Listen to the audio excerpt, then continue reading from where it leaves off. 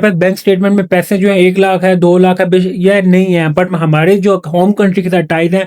मेरी अगर मैं बात करूँ, मैं जॉब करता हूँ, मेरी सैलरी जो है 70,000 है और मैंने जाना है जो है यूएस और बगैर किसी रिफ्यूजल के, और मेरा पासपोर्ट भी जो है फ्रेश है। हमने इस इंटरव्यू में जो है इसको डिफेंड कैसे करना है, क्या कैसे इनके आंसर देने हैं, कौन कौन सी चीज़, अगर कैसे मैं किस पॉइंट ऑफ व्यू से अगर उनको आंसर देता हूँ तो मेरा जो है वीज़ा अप्रूव हो जाएगा विदाउट एनी रिफ्यूजल। अगर आपको मैं इस वीडियो के अंदर बताऊं, अगर आप इन चीज़ों को इंप्लीमेंट कर लेते हैं without any refusal, I hope you will get 100% US visa without any agent, बगैर एजेंट के, बगैर किसी रिफ्यूजल के आप फ्रेश पासपोर्ट के ऊपर जो है यूएस का वीज़ा हासिल कर सकते हैं। बट जो टिप्स आपको मैं बताने लगा, इसको आपको इंप्लीमेंट करना होगा। अगर आप विदाउट इंप्लीमेंटेशन अगर आप यूएस का वीज़ा अप्लाई करते हैं या आप ऐसे इसको इंटरव्यू देते हैं, it's mean you will get 100% refusal.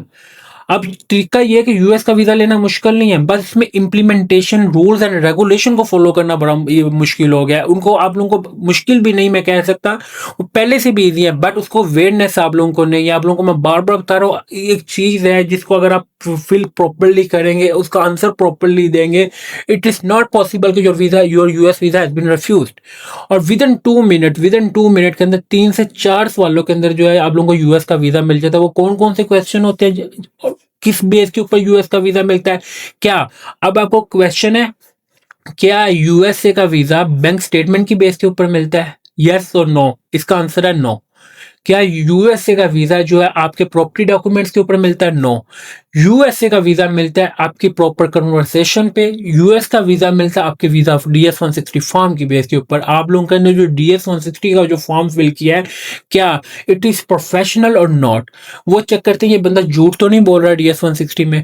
और इंटरव्यू में वो चीज बेसिकली, कभी कोई एक बंदा मुझे कह दे कि हाँ जी मेरे डीएस 160 में ये नहीं था, कोई एक बंदा मुझे, लाखों लोगों ने इंटरव्यू दिया होगा, कोई एक बंदा मुझे सिंगल कह दे कि नहीं मेरे डीएस 160 से इन्होंने आउटमेट से क्वेश्चन किया है, नो। क्वेश्चन वो सेम होता है, उसको वो रिवर्स कर देते हैं, घुमा देते हैं, और एक क्वेश्चन जो है सेम टू सेम आपके फॉर्म के रिलेटेड ही वो घुमा घुमा के आपसे सवाल कर रहे होते हैं कि पर्पस क्या है। आप लोगों का ऑलरेडी जो है मेंशन होता है डीएस 160 में कितने दिन स्टे करना है, इधर होता है कोई बंदा आपका रिलेटिव है यूएस में, नहीं है, आपके फॉर्म में मेंशन होता है। कोई ऐसा एक क्वेश्चन मुझे बता दें जो आपके फॉर्म के अंदर ना हो और वो आपसे क्वेश्चन करें।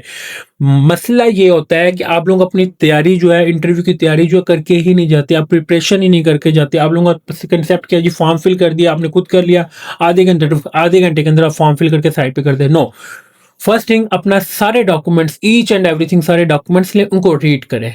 उनको रीड करने के बाद आप लोगों ने क्या करना है, फिर अपने फॉर्म फिलिंग करने बैठेंगे। आपको मिनिमम जो है 2 से 3 दिन लगेंगे। ये जो आप आधा घंटे का फॉर्म कहते हैं, ये 2 से 3 दिन आप फॉर्म फिल करके देखेंगे कि ये ऐसे, अच्छा ऐसे है, ऐसे है। एक स्पेसिफिक प्लान बनाने बैठेंगे तो 5 से 7 जगह आप स्टैचू ऑफ लिबर्टी जो है आप लिख देते हैं, फॉर एग्जाम्पल मैं दे रहा हूँ, या म्यूजियम आर्ट लिख देते हैं, ठीक है, या ब्रोकलिन ब्रिज लिख देते हैं। अब आपका क्वेश्चन है why you will visit this place.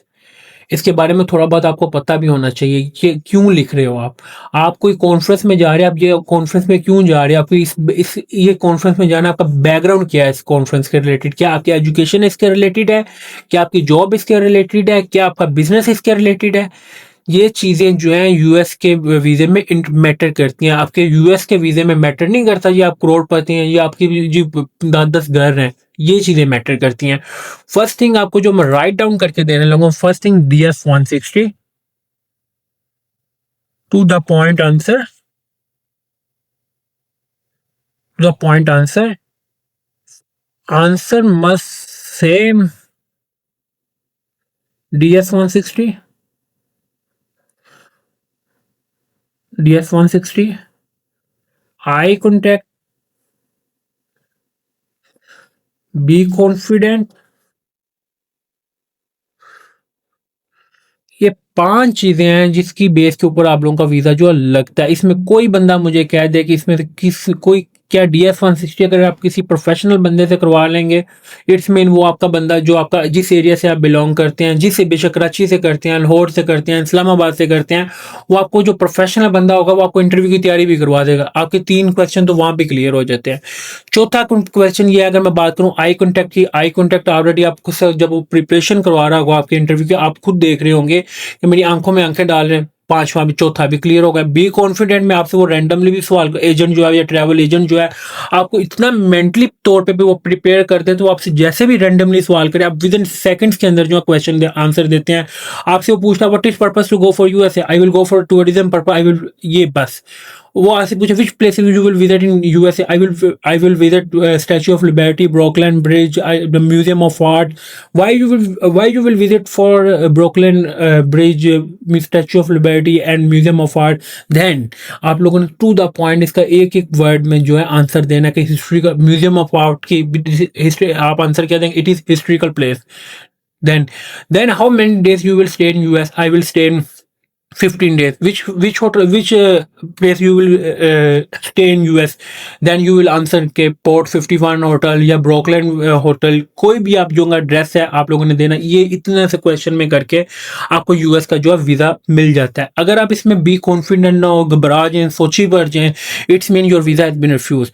USA का वीज़ा जो होता है वो आप लोगों के आपके अपने पे डिपेंड होता है, आपके फार्म के ऊपर डिपेंड होता है, आपके इंटरव्यू के ऊपर डिपेंड होता है। ये दो चीज़ें अगर आप लोग करेक्ट कर लें, अगर मैं जो चीज़ें आपको बता रहा हूँ, I hope you will get 100% US visa without any refusal. Thank you for watching Waleed अच्छा टेक यूट्यूब चैनल को सब्सक्राइब लाजमी करें ताकि आपको डेली बेसिस के ऊपर यूएस एंड अदर कंट्रीज की जो लेटेस्ट अपडेट प्रोवाइड करता रहूँ। थैंक यू फॉर वाचिंग, अल्लाह हाफिज़।